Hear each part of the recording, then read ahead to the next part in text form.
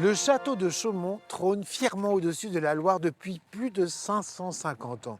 Il a donc vu passer du beau monde, Catherine de Médicis, Diane de Poitiers, Nostradamus, Benjamin Franklin ou encore la fabuleuse princesse de Breuil, qui, en modernisant les lieux et en créant de sublimes jardins, va faire de ce château un lieu incontournable.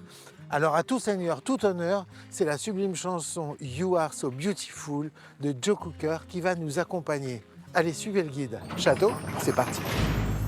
You are so beautiful.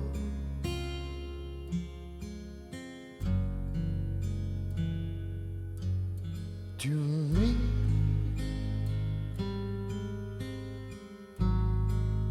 You are so beautiful.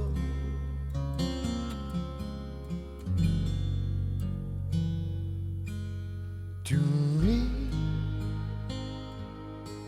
Chantal, Bonjour. merci infiniment de m'accueillir dans ce château extraordinaire. Je dirais que c'est un joyau parmi les joyaux, mais il a une histoire particulière, ce château. Il a été un jour monnaie d'échange entre deux femmes. Vous pouvez me raconter cette histoire? Le château était propriété en effet de Catherine de Médicis. Entre 1550 et 1560, Catherine de Médicis résidait dans ce château et à la mort de son mari, elle a donné ce château à Diane de Poitiers, qui était Sa rivale. la maîtresse de son mari.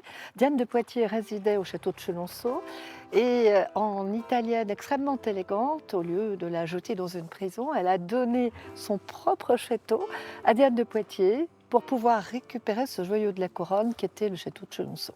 C'est incroyable. J'adore quand on commence les visites par des anecdotes pareilles. Allez, vous me guidez, Chantal? Alors on va aller dans l'escalier d'honneur, qui est un magnifique escalier Renaissance qui a été construit en 1500. You are so beautiful to me. Can't you see? Donc on arrive là, dans l'escalier de Chaumont-sur-Loire, qui est assez célèbre parce que c'est un escalier à vis, assez représentatif des escaliers qu'on a dans la région. Il est particulièrement beau avec ses vitraux, cette lumière naturelle.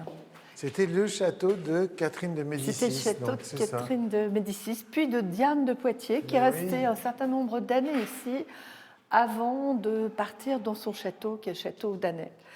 Parce que je ne suis pas sûre qu'elle ait eu envie de rester trop longtemps dans le château de sa rivale. Mais ce sont les deux grands personnages du XVIe siècle qui ont habité ce château, qui à l'époque était un château très important parce qu'il avait des revenus des terres et du passage sur la Loire extrêmement nombreux. C'est un château qu'on voit très loin depuis la Loire, c'est comme une place forte. Est-ce qu'il fallait payer un impôt pour le franchir? Il fallait en effet payer un impôt pour oui. traverser, ce qui faisait que ce château, qui au fond est quand même un petit château, était un château particulièrement intéressant Profitable et intéressant. et profitable. Et alors vous, votre mission, ça a été d'amener de l'art ici, mais pas n'importe quel art, de l'art contemporain.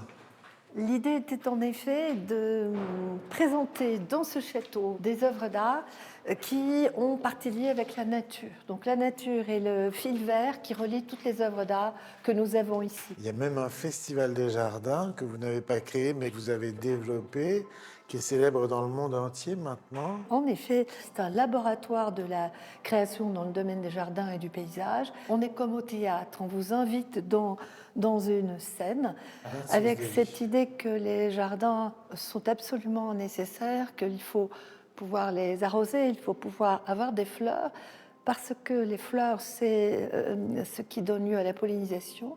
Et la pollinisation, c'est fondamental pour les fruits, pour ce qui nous fait vivre. Donc c'est un sujet important, mais qu'on traite, nous, avec poésie. On aime beaucoup la poésie, l'humour et la beauté. Ça permet de faire passer tous les messages écologiques difficiles. Chantal, j'ai le sentiment que vous transformez tout en poésie et en beauté, comme une certaine princesse qui a vécu ici. Où est-ce que vous m'emmenez maintenant? Je vous emmène dans la salle à manger de la princesse de Broglie, qui est un personnage absolument extraordinaire, personnage romanesque qui est tombée amoureuse du château quand elle avait 17 ans. Je vous suis, Chantal. On y va. Le romanesque, moi j'adore ça. You are so beautiful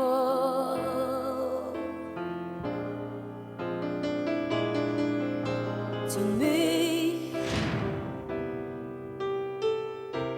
You Voilà donc la salle à manger de la princesse de Broglie.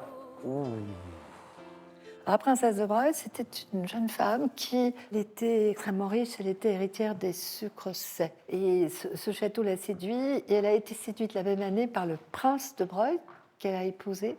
Et tous les deux ont fait de Chaumont-sur-Loire l'épicentre de la belle époque. Il faut imaginer que ce château a accueilli le roi d'Espagne, le roi d'Angleterre, le roi d'Italie, le roi de Roumanie, des maharajas extraordinaires, et que c'était un lieu de fête, un lieu où il y avait des dîners, des chasses incroyables. C'est un lieu Nous sommes en quelle année? nous sommes entre 1875 et 1930. Par exemple, quand le Maharaja venait, il venait avec son chef et il y avait de l'or dans les plats. Enfin, il y a des récits absolument fabuleux sur cette vie pleine de fantaisie qui était celle du prince et de la princesse de Broglie. La princesse est d'une grande beauté, elle est riche, son mari est riche et ils vont consacrer leur vie à l'art.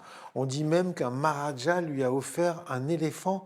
Oui, le Maharaja de Kapurthala est arrivé avec une éléphante qui a vécu ici avec les chevaux, qui participaient aux chasses. L'éléphante a perdu son cornac.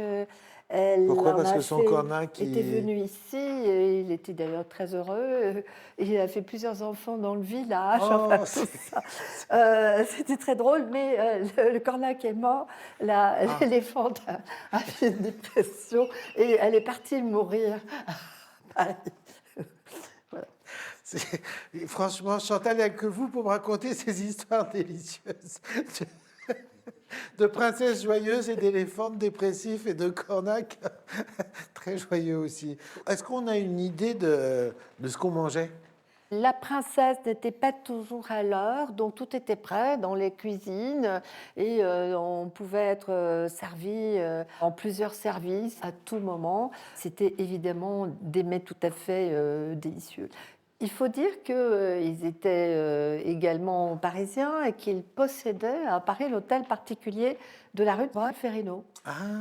Donc ils menaient grande vie plusieurs mois ici, plusieurs mois à Paris, ils voyageaient.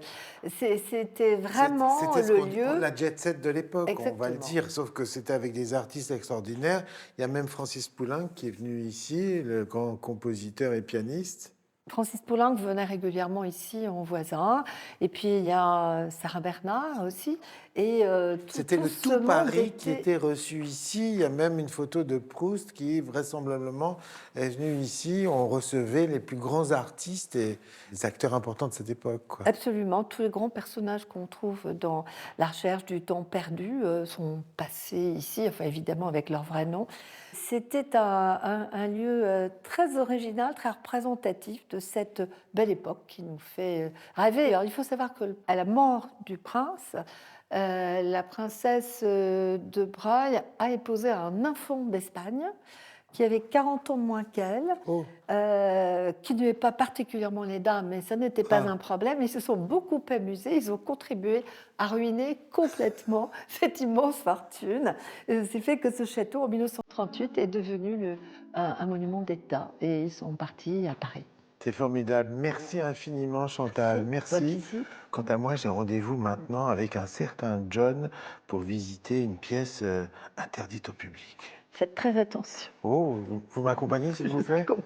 J'adore ça. J'adore ça. Je ne sais pas du tout où je vais.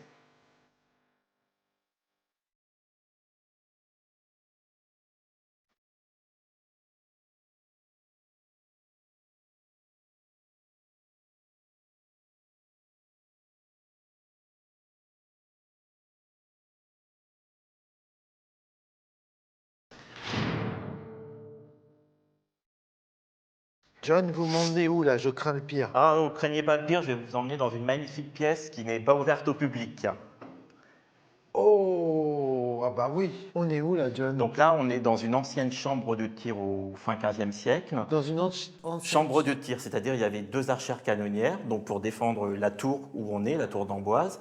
Et cette chambre de tir va être transformée au 19e siècle pour en faire une chambre de parade qui était réservée aux illustres invités que les derniers propriétaires vont recevoir ici. Une chambre de parade, c'est-à-dire? C'est-à-dire, il y avait un magnifique lit, il y avait une cheminée en marbre, tout ça. Malheureusement, tout le mobilier a disparu en 1938. Et ce qui reste, ce sont les décors peints qu'on a sur la voûte, qui représentent la famille Chaumont-en-Bois. C'est elle qui a fait construire le château de Chaumont à la fin du 15e et au tout début de la Renaissance. Génial. Donc ça veut dire que d'ici, il y avait des canons qui... Alors voilà, il y avait une archère canonnière ici. Donc là, le mur, il faut imaginer que ça fait 3,70 m d'épaisseur. D'accord. Et donc, l'archère canonnière a été transformée fin 19e en un balcon.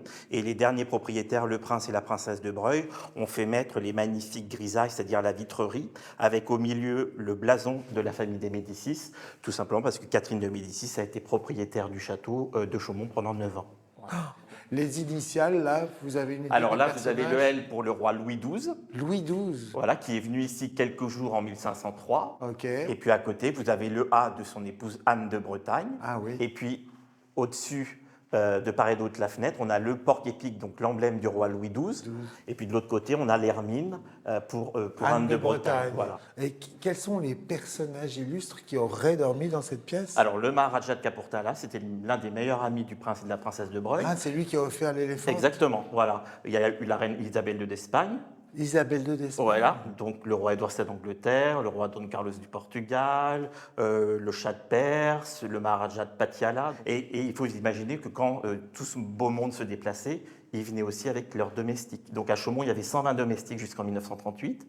Et lorsque le Maharaja se déplaçait, il emmenait aussi avec lui une centaine de domestiques. D'accord. John, pourquoi c'est pas ouvert au public? Alors c'est pour 2 raisons. La première, c'est pour des questions de conservation, parce que les peintures sont extrêmement fragiles et ça fait un peu comme les grottes de Lascaux, on va dire. Ouais. Si on accueillait énormément de monde, il y aurait sûrement des champignons. Et la deuxième chose, c'est le petit escalier qu'on a descendu tout à l'heure. Il est extrêmement petit, étroit, donc c'est pour des questions de sécurité tout simplement. John, merci de nous avoir Merci fait à vous. partager Merci ce beaucoup. secret. Je vous en prie. Merci Merci à vous. infiniment. Venez, suivez-moi. You are so beautiful to me. Château, c'est terminé. N'hésitez pas à pousser les grilles du parc et à venir en famille ou entre amis visiter le somptueux domaine de Chaumont-sur-Loire. Nous, on se retrouve très vite dans un autre château. D'ici là, faites des folies. You are so